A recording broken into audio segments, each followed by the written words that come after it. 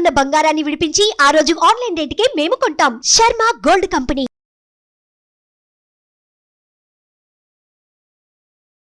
శుక్లాంబరధరం విష్ణుం శశివర్ణం చతుర్భుజం ప్రసన్నవదనం ధ్యాయేత్ సర్వవిఘ్నోపశాంతయే అగజాన పద్మార్కం గజాన మహార్నిశం అనేకదంతం భక్తానాం ఏకదంతం ఉపాస్మహే.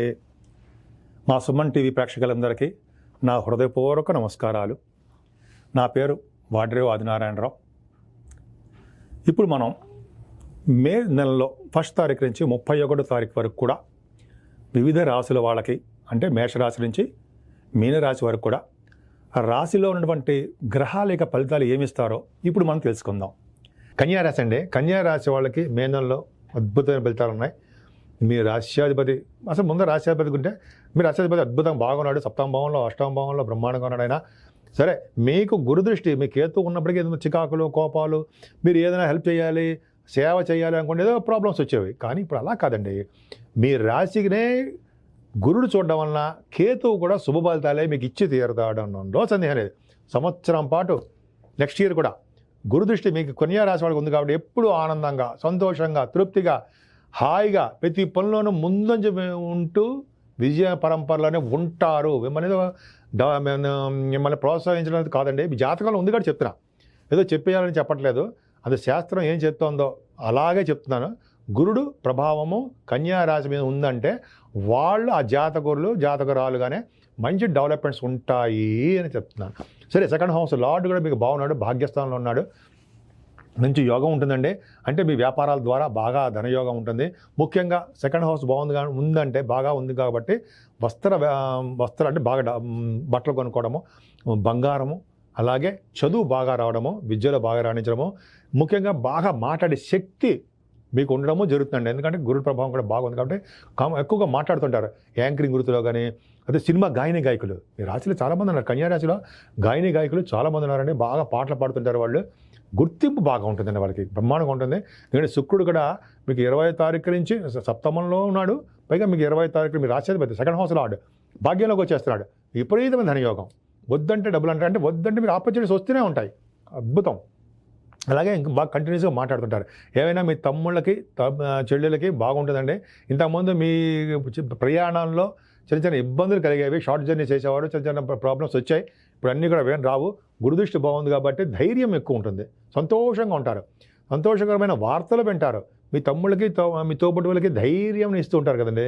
4th హౌస్ లార్డ్ గురుడు ఇక్కడి నుంచి చెప్పాలండి. 4th హౌస్ లార్డ్ అంటే చతుర్థాధిపతి గురుడు మీకు భాగ్యంలో ఉన్నాడు కాబట్టి సంవత్సరం పాటు వ్యవసాయదారులకి చాలా బాగుంటుందండి. పంటలో నష్టం కానీ ఎటువంటి ఏం రావు. వాళ్ళ జాతకం ప్రకారం నష్టం వస్తాము, కానీ వ్యవసాయదారులకి పంటలు బాగా పండుతాయి అని ఒక ముక్కలో చెప్పచ్చు. అంతేకాదు మీ కన్యారాశి వాళ్ళకి అంతేకాదండి. 4th భావం బాగుందంటే తల్లిగారి ఆరోగ్య పరిస్థితి బాగుంటుంది, అద్భుతంగా ఉంటుంది. చదువులో ముందంజలో ఉంటారు. మీ వాహన యోగము, గృహయోగము, గృహాల్లో మీరు మంచి ఇవన్నీ గృహప్రవేశాలు అంటాం కదా, అవి చేసుకోవడానికి అవకాశాలు ఎక్కువ ఉంటాయి. మే నెలలో చాలా మంచిగా ఉందండి. అంటే 4th హౌస్ లార్డ్ భాగ్యంలో ఉన్నాడు కాబట్టి విద్యలో బాగా రాణిస్తారు. ముఖ్యంగా ఏ విద్యలో ఉన్నా సరే. 5వ స్థానానికి గురుదృష్టి అండి. ఏమున్నారండి కన్యా రాశి వాళ్ళకి 4th భావం బాగుంది, 5వ స్థానానికి గురుదృష్టి బాగుంది. నిజంగా కన్యా రాశి వాళ్ళు చాలా అద్భుతమైన యోగాలు ఉన్నాయండి. ఇంకా చూడండి, 5వ భావం బాగుందంటే అదృష్టం ఏంటంటే గురుదృష్టి ఉంది కాబట్టి పుత్ర సంతాన యోగం కలగడానికి అవకాశాలు ఎక్కువ ఉన్నాయి. 5వ స్థానం బాగుందంటే మీకు నేమ్ అండ్ ఫేమ్ బాగుంటుంది. జనాకర్షణ ఎక్కువ ఉంటుంది. ఆర్థికంగా డెవలప్మెంట్స్ బ్రహ్మాండంగా ఉంటాయి. మాట్లాడండి. పైగా స్పోర్ట్స్, 5వ స్థానం స్పోర్ట్స్ కూడా చూస్తాం. గురుదృష్టి ఉంది, బ్రహ్మాండంగా ఉంటారు. అలాగే కళారంగం అంటే సంగీత, సాహిత్య, నృత్య కళాకారులు అంటాం కదా, సాహిత్య రంగంలో బాగా డెవలప్ అవుతారు. నృత్య కళాకారులకి బాగా ఆపర్చునిటీస్ వస్తాయి. సంగీతంలో మేటి అనిపించుకుంటారు. అలాగే మీరు అంటే నేను ఆ గురుదృష్టి ఉండడం వల్ల కాబట్టి మంచిగా చెప్తున్నాను. చెడు ఫలితాలు కూడా చెప్తా. సో ఈ ప్రభావం సినిమా రంగంలో, టెలివిజన్ రంగంలో ఉన్న వాళ్ళు అక్కడ బాగా డెవలప్మెంట్స్ ఉంటాయి. అంతేకాదండి, కన్యా రాశి వాళ్ళకి స్టాక్ మార్కెట్లో కనుక ఉంటే, మీరు చేస్తుంటే మీకు ధనయోగం బాగా ఉంటుంది. షేర్స్లో బాగా డబ్బులు సంపాదించుకోవడానికి, ప్రాఫిటబుల్గా ఉండడానికి అవకాశాలు ఉన్నాయి. డౌటే లేదు. అలాగే స్పెక్యులేషన్ బ్రహ్మాండంగా ఉంటుంది. 6వ భావంలో చేయండి, అద్భుతం. అంటే అంటే గవర్నమెంట్ జాబ్స్ రావడానికి ఎక్కువ అవకాశాలు ఉన్నాయి. 6వ భావంలో శని ఉంటే రాజకీయ రంగంలో కూడా ఎదగడానికి అవకాశాలు ఉన్నాయి పొలిటికల్గా. పైగా 6వ భావంలో శని కాబట్టి మీకు జనాకర్షణ, జనాదరణ, బాగా ఎక్కువ ఉంటుంది, జనాల్లో మమేకమైపోయేదో ఉండడానికి అవకాశాలు ఎక్కువ ఉన్నాయి. 6వ భావం శని కాబట్టి శత్రు భయం లేకుండా ఉంటుంది. 6th house లార్డ్ 6th హౌస్లో ఉంటే హర్షయోగాన్ని ఇస్తాడు. హర్షయోగం అంటే హర్షిస్తూ ఉంటారు జనాలు. హర్షణం అంటే మిమ్మల్ని పొగుడుతూ ఉంటారు, మంచి బాగా డెవలప్ అవుతారని అర్థం. సేవకా జనం ఉంటారు, అంటే మీకు రావాల్సిన ఆస్తుపాస్తులు వస్తాయి, అనారోగ్య సమస్యలు తగ్గుముఖం పడతాయి. ఇంతకుముందు బాగా అనారోగ్య సమస్యలు వచ్చాయి కదండి మీకు, 6వ భావంలో శని చిన్న చిన్న ప్రాబ్లమ్స్ ఇచ్చాడు, కానీ అలా ఏం ఉండదు, బ్రహ్మాండంగా ఉంటారు. ఇంకా చెప్పాలంటే 7వ భావంలో అంటే కుజ బుధ రాహుల్ ఉన్నారండి, అంటే స్పోర్ట్స్ రంగంలో మీకు బాగా రాణిస్తారని అర్థమవుతుంది. అలాగే 7వ భావం ఇంతమంది రాహు ఉన్నాడు కాబట్టి చిన్న చిన్న ప్రాబ్లమ్స్ వచ్చాయి. అష్టమాధిపతి 7వ భావంలో ఉన్నాడు, అంటే బుధుడుగా 7వ భావంలో ఉన్నాడు. అంటే ఏదేమైనా మీకు చిన్న చిన్న ఇబ్బందులు అంటే ప్రాబ్లమ్స్ రావడానికి అవకాశం ఉంది 7వ భావం వల్ల. అంటే ఏంటంటే బిజినెస్లో చిన్న చిన్న ప్రాబ్లమ్స్ రావడము, భార్యాభర్తల విషయంలో చిన్న చిన్న ప్రాబ్లమ్స్ రావడం ఉంటుంది.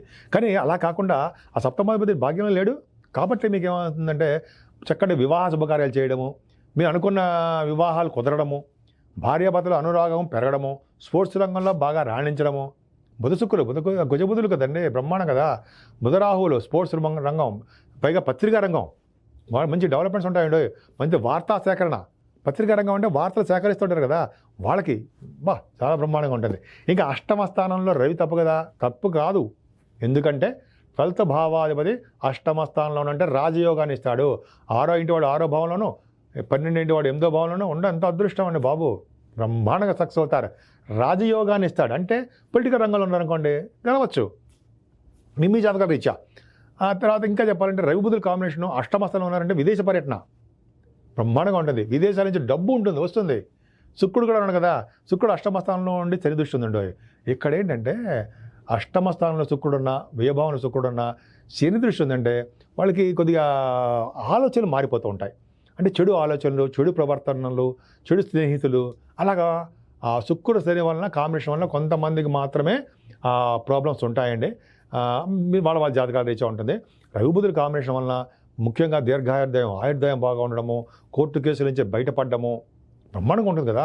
రవి బుధుల కాంబినేషన్ కదండి, 8వ స్థానంలో ఉంటే వాళ్ళు చార్ట్ అకౌంటెంట్స్, కాస్ట్ అకౌంట్స్ ఉంటారు సరే, వాళ్ళకి బాగుండడము. ఇలాగ రవి బుధుల కాంబినేషన్ అద్భుతంగా, డాక్టర్స్ వాళ్ళకి చాలా అద్భుతంగా ఉండడానికి అవకాశాలు ఎక్కువ ఉన్నాయి. భాగ్యస్థానం ఇంకా నిజంగా ఇదండి మీకు 12th house లార్డ్ 12వ ఇంటి వాడు 15వ తారీఖు నుంచి భాగ్యంలోకి వస్తాడు.